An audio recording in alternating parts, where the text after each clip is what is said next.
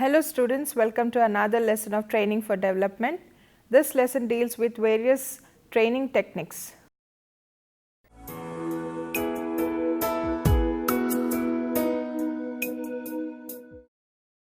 The general purpose of training is to improve employee abilities and performance on the job.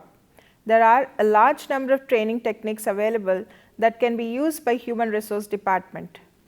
Trainers need to understand the pros and cons of each technique and also impact on trainees, keeping their background and skills in mind before giving training.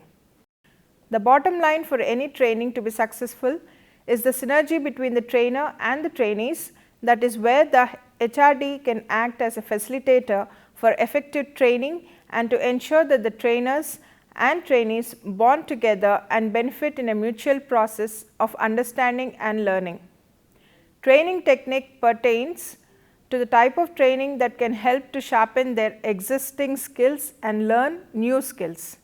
The skills that they learn can be technical or soft skills, and for all categories of skills, training techniques like problem solving, group discussion, perception exercises, transactional exercises, etc. are useful. Let us understand what is problem. Problems arise because reality is not always what we like it to be. We would like all the members of the cricket team to be high performers.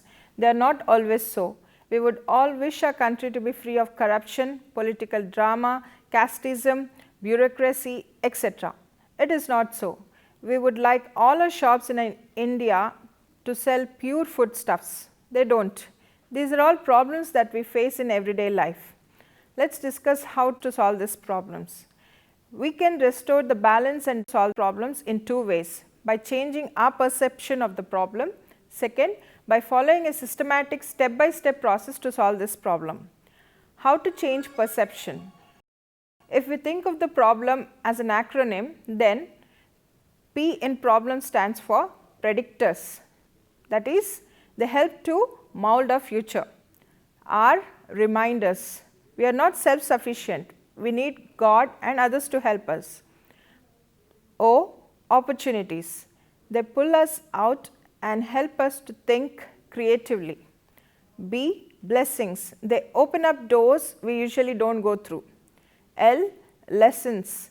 Each new challenge will be our teacher. E, everywhere. No place or person is excluded from them. M, messages.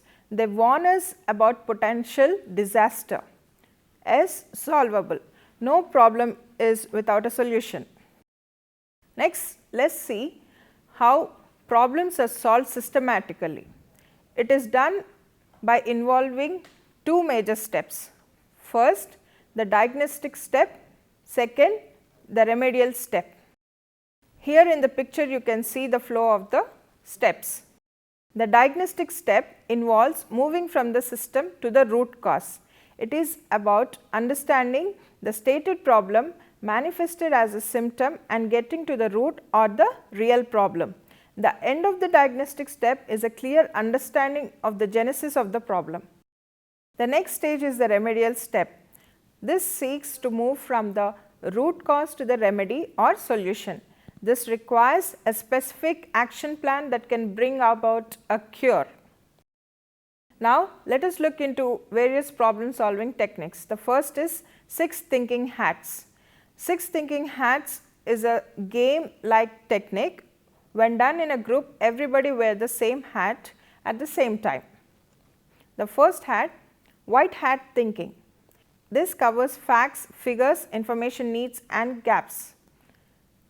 I think we need some white thinking at this point, means let us drop the arguments and proposals and look at the database. Red hat thinking. This thinking covers intuition, feelings and emotions.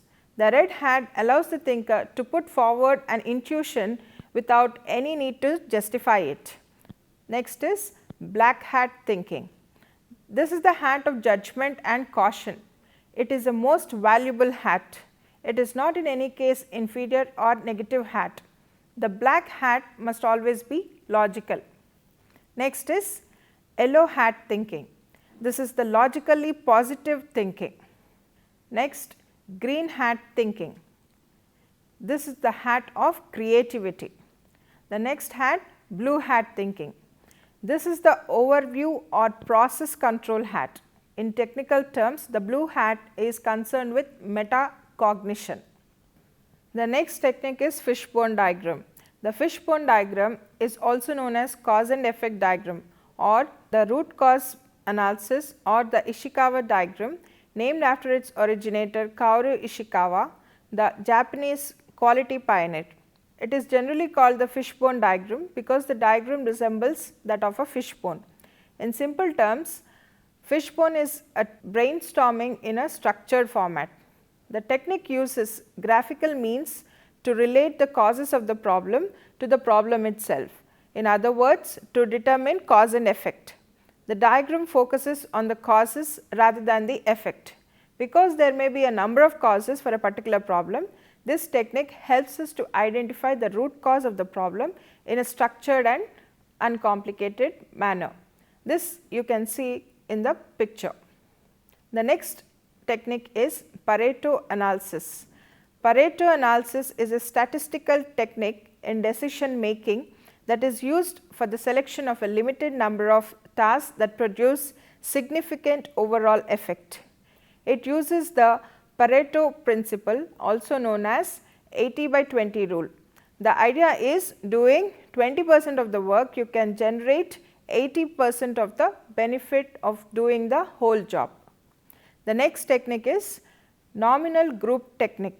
The nominal group technique is a decision making method for use among groups of many sizes who want to make their decision quickly as by a vote, but want everyone's opinion taken into account. First, every member of the group gives their view of the solution with a short explanation. Then, duplicate solutions are eliminated from the list of all the solutions and the members proceed to rank the solutions as first, second, third, fourth and so on. The numbers each solution receives are totaled and the solution with the most favored ranking is selected the final selection. The next technique is Delphi technique. The Delphi method is a systematic interactive forecasting method which relies on a panel of independent experts. The carefully selected experts answer questions in 2 or more rounds. After each round, a facilitator provides an anonymous summary of the experts' forecast from the previous round as well as the reasons they provided for their judgments. The next technique is Synectics. It is an idea generating and problem solving technique originated in 1950s with the work of W.J.J. Gorden and George Prince. It consists of a leader, client and about 6 participants.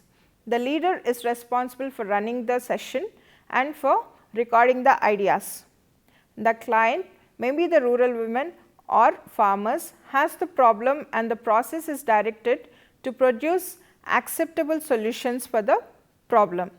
In this process, the client's requirements have to be satisfied. The next technique is mind mapping. Mind mapping is a visual picture of a group of ideas, concepts or issues. The purpose of mind mapping are unblock our thinking, see an entire idea or several ideas on one sheet of paper, see how ideas relate to one another, look at things in a new different way, then look at an idea in depth. The next technique is brainstorming. Brainstorming is a process for generating creative ideas and solutions through intensive and freewheeling group discussion. Every participant is encouraged to think aloud and suggest as many ideas as possible, no matter how bizarre it may sound. Analysis, discussion or criticism of the aired ideas is allowed only when the brainstorming session is over and evaluation session begins. This is a technique used for finding solutions by means of stimulating ideas. A small group of people contribute any suggestion or idea that strikes them, no matter how fantastic or impossible it may sound. All suggestions are encouraged and criticism is not always at this stage, although contributors are later invited to explain their ideas. Subsequently, all the ideas submitted are sifted and assessed. The main uses of brainstorming are problem solving, consolidating previous learning. The advantages of it are uses participant experience and ideas and very active participation. However, the disadvantages are time consuming, high trainer skills required, some learners may not participate.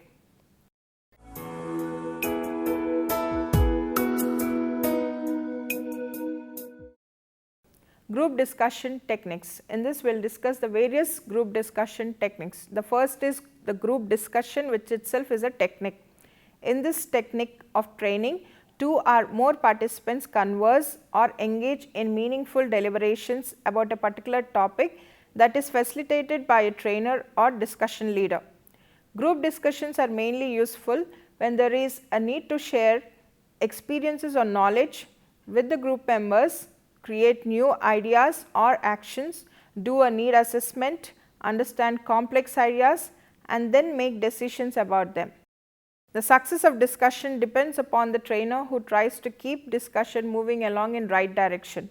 A good leader gets everyone involved in the discussion and assists the group in establishing systematic approach to its task.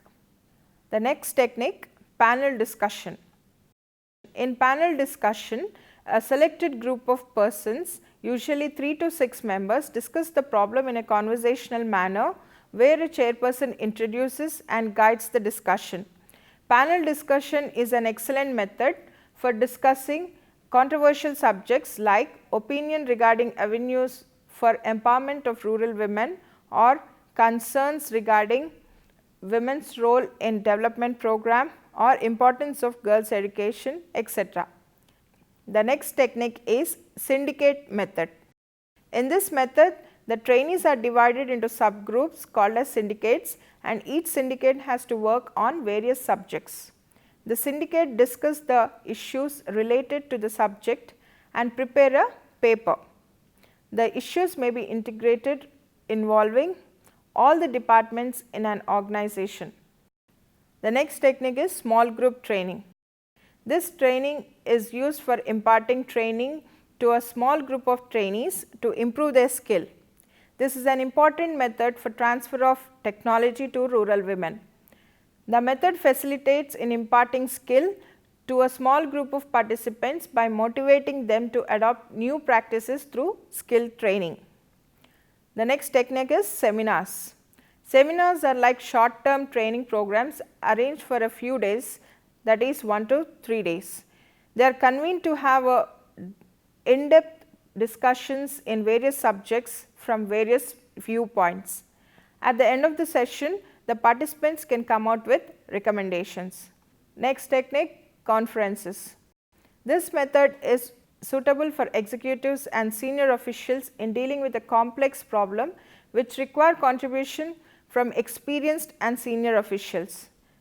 The issues and subject matter experts of conference are informed well in advance to enable the participants to prepare papers and other material for the conference. The delegates present papers and their views. Next technique is symposium. In symposia, a particular subject is discussed widely and deeply from the viewpoint of several authors. The speakers are approximately of equal capability to avoid one speaker dominating the meeting. The next technique, workshop. A workshop is cooperative gathering of individuals who discuss, learn and apply practical skills under expert supervision.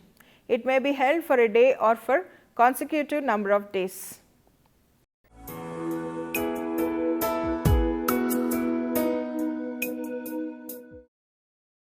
Perception is an active process of creating meaning or impression by selecting, organizing and interpreting people, objects, events, situations and activities. Next, the situational factors influencing perception are relational satisfaction, degree of involvement with the other person, past experience, expectations, social roles, knowledge, self-concept. The cultural factors influencing perception are different people see things differently. For example, you can see the picture here where the image looks like a young or old lady. Another picture, a vase or two faces. Each has their opinion. Culture is a major factor on how people perceive things. The other cultural factor that influences perception has categories such as gender, subculture, economic class and age.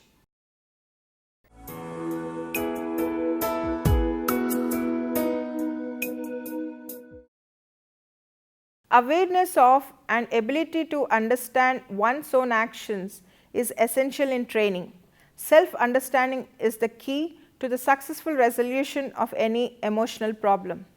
When you understand other person, then you can relate to that person and know what is going on inside them. We need to relate new knowledge to what we already know and where appropriately. The effective technique to understand self and others is Johari window technique. Johari window technique is a communication model that is used to improve understanding between individuals. The word Johari is taken from the names of Joseph Luft and Harry Ingham, who developed the model in 1955. There are two key ideas behind this tool. First, you can build trust with others by disclosing information about yourself. Second, with the help of feedback from others, you can learn about yourself and come to terms with personal issues. By explaining the idea of the Johari window, we can help team members to understand the value of self-disclosure and also encourage them to give and accept constructive feedback. If done sensitively, this can help people build better, more trusting relationships with one another, solving issues and work more effectively as a team. The Johari window is shown as a 4-quadrant grid, which you can see in the diagram here. The 4 quadrants are open area, blind area, hidden area, unknown area. Open area. This quadrant represents the things that you know about yourself and the things that others know about you. This includes your behavior, knowledge, skills, attitudes and public history. Second quadrant, blind area. This quadrant represents things about that you are not aware of, but that are known to others. This can include simple information that you do not know, or it can involve deep issues. For example, feelings of inadequacy, incompetence, unworthiness or rejection. These are often difficult for individuals to face directly and yet can be seen by others. The third quadrant is hidden area. This quadrant represents things that you know about yourself, but others do not know. The fourth is unknown area. This last quadrant represents things that are unknown to you as well as unknown to others. The next technique is transactional analysis. Eric Berne, a psychotherapist, analyzed the behavior of people in different settings and came out with a theory called transactional analysis. Transactional analysis helps in understanding your personality and the personality of others. Besides therapeutic use, transactional analysis is a powerful tool to improve interpersonal relations. According to transactional analysis, all of us have 3 ego states in our personality. These are parent ego state, adult ego state, child ego state. These 3 ego states function like three distinct persons within each one of us. These three words, namely parent, child, adult, have different meanings in psychological language than their dictionary meaning. These ego states have nothing to do with the age of a person. For example, a child, when in his parent ego state, will behave like a grown up person, admonishing, encouraging, etc. Similarly, a grown up person can sometimes behave like a child. In that case, he is said to be in his child ego state. To distinguish these words from their normal dictionary meaning, these are written with their first letter in capital. That means P, C and A will be capital letters for parent, child and adult respectively.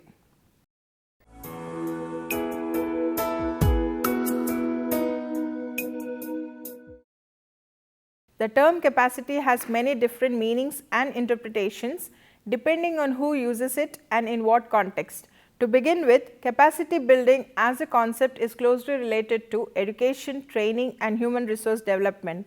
This conventional concept has changed over recent years towards a broader view and more holistic view, covering both institutional and country based initiatives.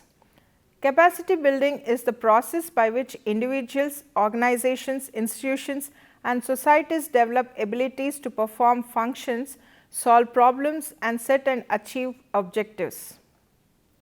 A fundamental goal of capacity building is to enhance the ability to evaluate and address the crucial questions related to policy choices and modes of implementation among development options based on understanding of environment potentials and limits of needs perceived by the people of the country concerned. Capacity building is much more than training, and it includes human resource development, the process of equipping individuals with the understanding, skills and access to information, knowledge and training that enables them to perform effectively. Organizational development, the elaboration of management structures, process and procedures not only within organizations, but also the management of relationships between the different organizations and sectors such as public, private and community. Next, institutional and legal framework development, making legal and regulatory changes to enable organizations, institutions and agencies at all levels and in all sectors to enhance their capacities. Next is changing of attitudes. Attitude is a mental stage of readiness organized through experience exerting a dynamic influence upon the individual's response to all situations and objects with which he is related. Attitude is a learned predisposition towards aspects of environment. The different ways of changing attitudes in a person are filling in the information of gaps, that is, insufficient information often leads to unfavorable attitudes. Next, use of fear. It is believed that attitudes can be changed by the use of fear in a person.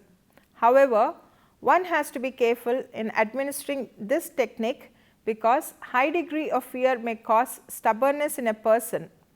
Experts are of the opinion that a moderate level of fear makes the people change their attitudes. Resolving discrepancies. Behavior and attitude are interrelated, and if there is any discrepancy between attitude and behavior, then it has to be solved. This is one way of changing attitudes of a person. Next, impact of peers. One of the factors in formation of attitude of a person is peers.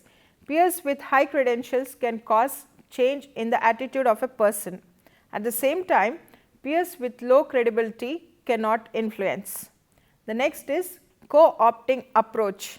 It is a process of involving dissatisfied people to improve things.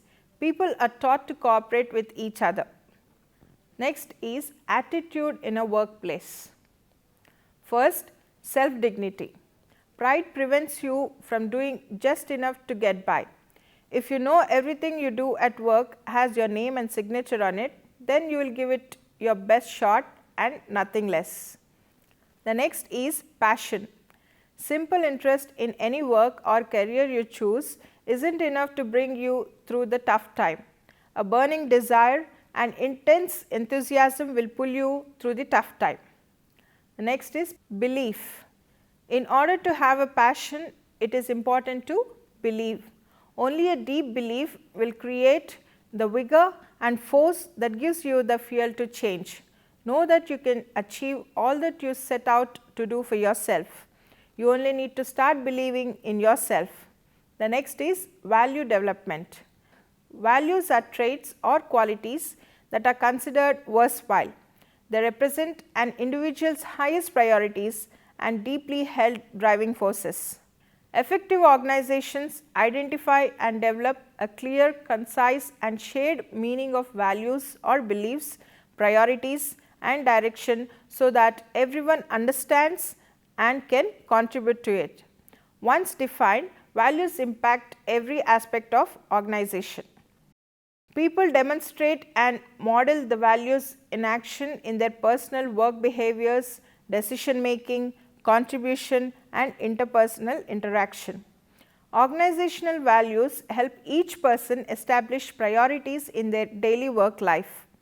Values guide every decision that is made once the organization has cooperatively created the values. Rewards and recognition within the organization are structured to recognize those people whose work embodies the values the organization embraced. Organization goals are grounded in the identified values. People hire and promote individuals whose outlook and actions are congruent with the values. Only the active participation of all members of the organization will ensure a truly organization-wide value-based shared culture. Hence, the training techniques such as case study, role play, simulation and training in soft skills will enhance the capacities of the trainees and also in changing the attitudes and to develop values in the organization. These are few of the techniques that we are discussing today. Any questions? Ma'am, I have a question. Why capacity building is needed? Capacity building is needed to enhance the ability to evaluate and address the crucial questions related to policy choices and modes of implementation among development options.